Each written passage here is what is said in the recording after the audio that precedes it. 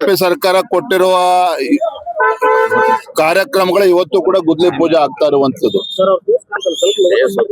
ಯಾವುದೇ ರೀತಿ ಅಭಿವೃದ್ಧಿಗೆ ಹಣವನ್ನಾರು ಕೊಟ್ಟಿಲ್ಲ ಅಂದೆ. ನೋಡಿ, ರಾಜ್ಯದ ಇತಿಹಾಸದಲ್ಲಿ ಮೊಟ್ಟ ಮೊದಲ ಬಾರಿಗೆ ಅಂದ್ರೆ ರಾಜ್ಯದ ಹಣಕಾಸಿನ ಪರಿಸ್ಥಿತಿ ಎಲ್ಲಿಗೆ ಬಂದ್ ಮುಟ್ಟಿದೆ ಅಂತ ಹೇಳಿದ್ರೆ, ಪೊಲೀಸ್ ಇಲಾಖೆ ಪ್ರತಿ ತಿಂಗಳು 1ನೇ ತಾರೀಕು ಸರಿಯಾಗಿ ಇಡೀ ರಾಜ್ಯದಲ್ಲಿ ಆ ಪೊಲೀಸ್ ಇಲಾಖೆಗೆ ಆ ಸಿಬ್ಬಂದಿ ವರ್ಗದವರಿಗೆ ಸಂಬಳ ಕೊಡಬೇಕು. ಒಂದೊಂದು ತಿಂಗಳು ತಡ ಆಗ್ತಾ ಇದೆ, ಮುಂದೊಂದು ತಿಂಗಳು ತಡ ಆಗ್ತಾ ಇದೆ. ನಾನು ಮೊನ್ನೆ ದಿನ ಶಿವಮೊಗ್ಗದಲ್ಲಿದ್ದೆ. ಶಿವಮೊಗ್ಗದಲ್ಲಿರುವಂತಹ ಕುವೆಂಪು ವಿಶ್ವವಿದ್ಯಾನಿಲಯದಲ್ಲಿ ಅತಿಥಿ ಉಪನ್ಯಾಸಕರಿಗೆ ಸಂಬಳ ಕೊಡದೆ 2 ತಿಂಗಳಾಗಿದೆ. ರಾಜ್ಯದ ಬೇರೆ ಬೇರೆ ವಿಶ್ವವಿದ್ಯಾನಿಲಯದಲ್ಲೂ ಕೂಡ ಇದೇ ಪರಿಸ್ಥಿತಿ ಇರುವಂತದ್ದು.